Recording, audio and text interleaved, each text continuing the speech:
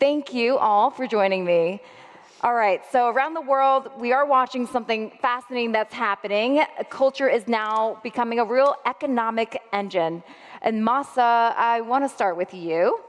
As the creative industries are going global, what trends are you seeing in how content travels across borders?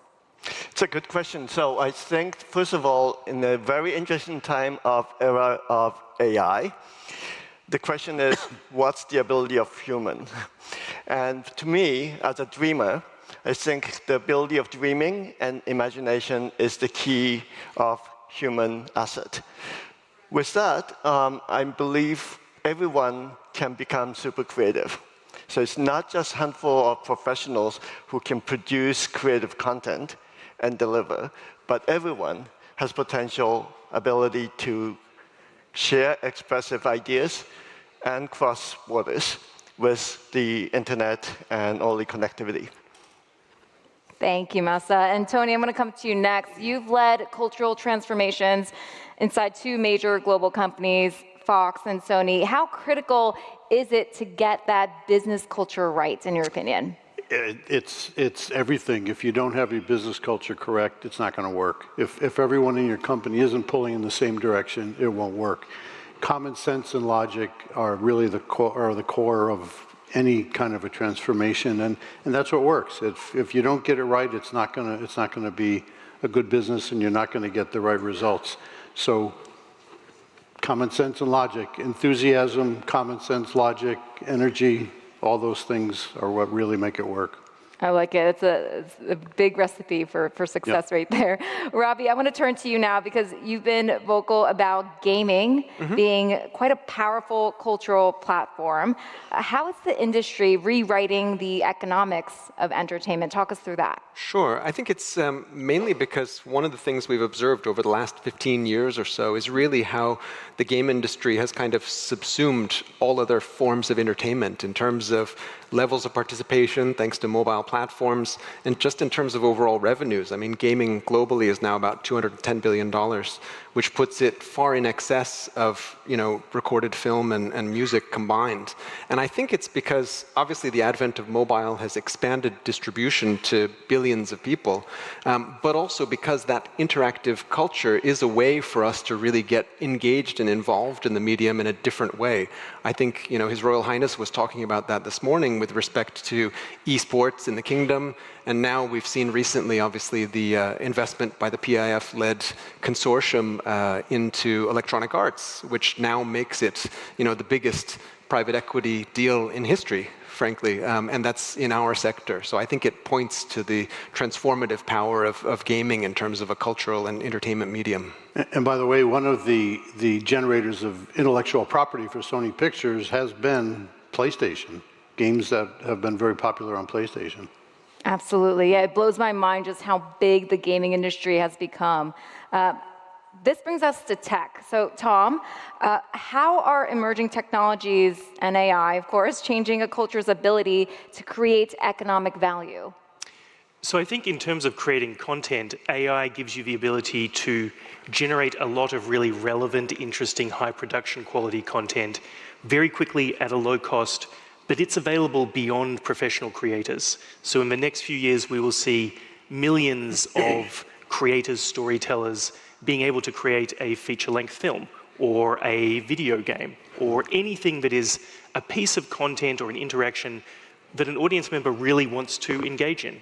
And I think that is going to lead to a localization or a proliferation of local cultural content for smaller and smaller audiences in a way that you don't see today.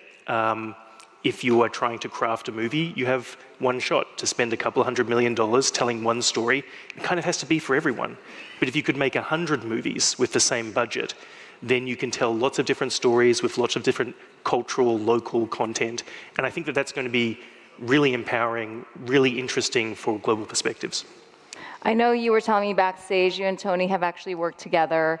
When it comes to cost cutting using technology like AI, can you give us a sense of how big of cost cutting it is? I mean, it doesn't have to be dollar specifics, but give me a general idea of just how much cheaper it is to create content using this. Yes, I'll leave the dollars to Tony. But So we worked on a film called Here, which featured Tom Hanks and Robin Wright, and it was about an hour of first-generation AI kind of de-aging faces.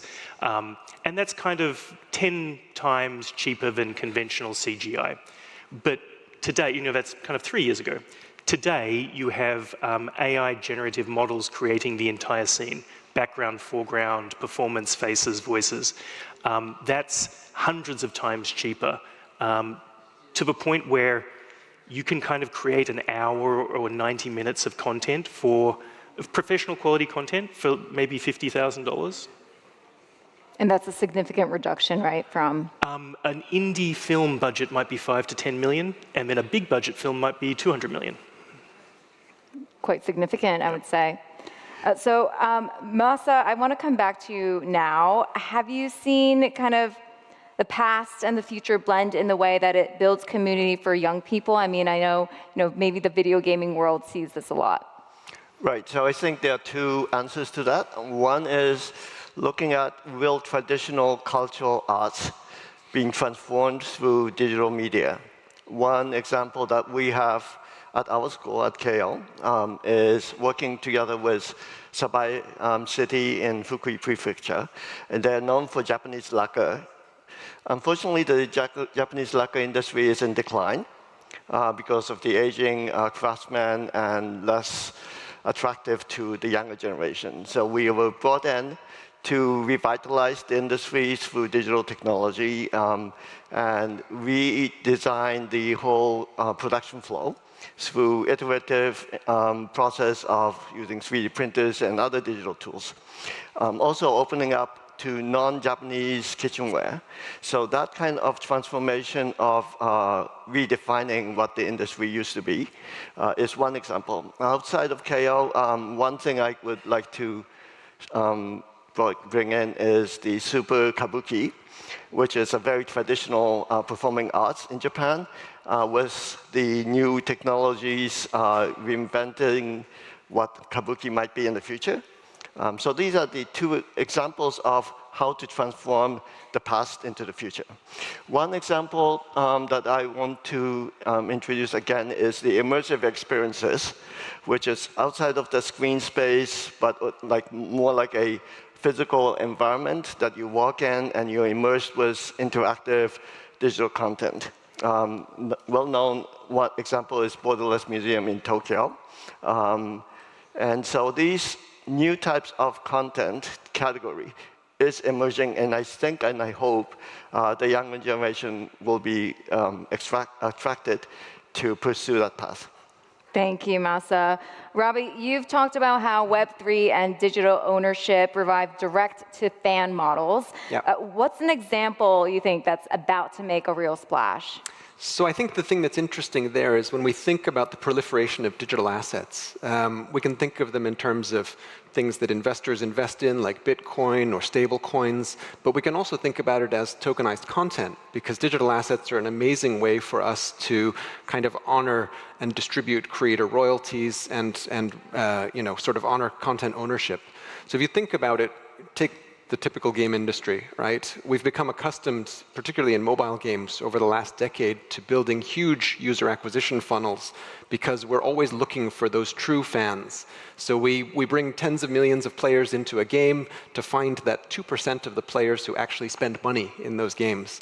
And when they do, they often spend on order of cents, 5 cents, 6 cents per month in a game. That's why you need to have audiences of 50 million. But what we find when you can add digital ownership to the mix is, so I run a game in our portfolio called The Sandbox. It's quite small by those standards. We have about 4 million users. But each user is a paying user. It's 100% paying because you must buy assets in the game. And each user spends on order of $300 to $400 a month. And the reason they spend that is because they own what's in the game. And the logic is exactly the same. If I asked you, how much would you spend renovating your kitchen in the flat that you own versus the flat that you rent, likely you wouldn't spend any money in the rental flat because it's not yours. The benefit doesn't go to you. But when you own something, you're willing to invest that money because there's going to be a residual value in it. And I think people view the same thing when it comes to digital asset ownership. Thank you. I mean, I think, Tony, you've had such a long storied career in entertainment. Are you saying I'm very old? No.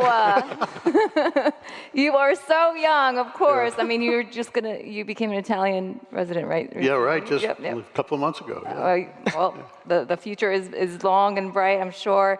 But I wanted to say that you have such a long, historied career, just such a lot of depth Keep with going. Fox and Sony. And I wanted to ask you, listening to our panelists and talking about the future and how content is changing so fast. Yeah.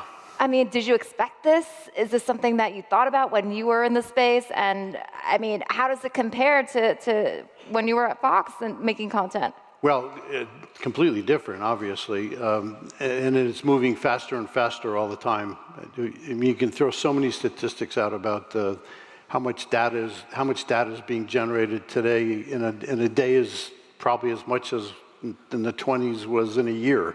So those kinds of stats are so enormous and really hard to get your mind around.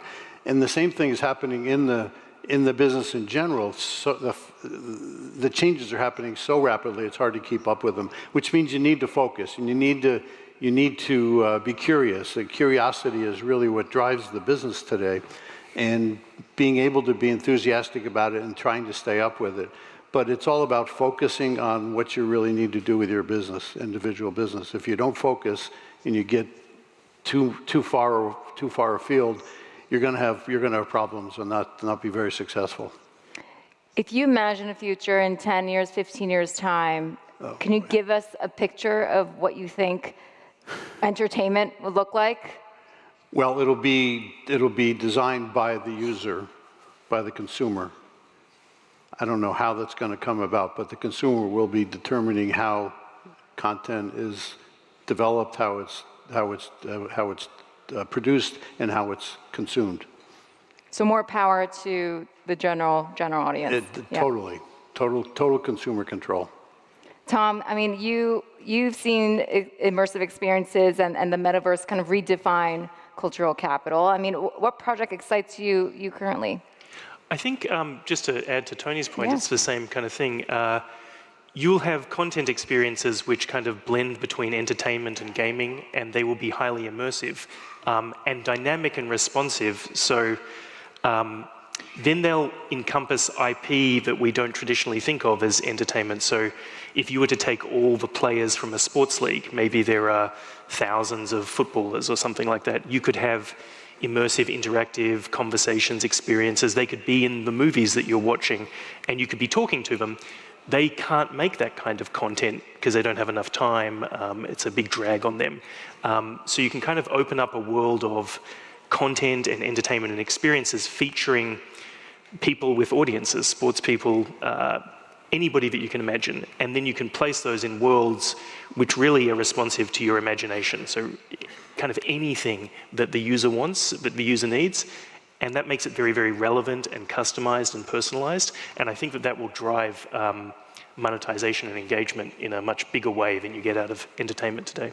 Sounds like you two agree then. Yeah, definitely. Yeah. And Tony, when we think about the future then of creativity, how important is it for leaders to zig when others zag? Well, very, because you have to, whatever company you're managing, and I'm looking at from the senior management level, whatever company you're managing, you have to know what your assets are, and you have to know what the marketplace looks like so you can find the path that best allows your assets to be successful. Very simply put. Thank you very much to our panelists. Thank you guys for your time. Tom Graham, founder of Metaphysic, Dr. Masa Inakage, Dean and Professor at Keio University, Graduate School of Media Design, Tony Vinciquerra, Non-Executive Chairman of Sony Pictures Entertainment, and Robby Young, CEO for Investments at Animoca Brands. Thank you so much.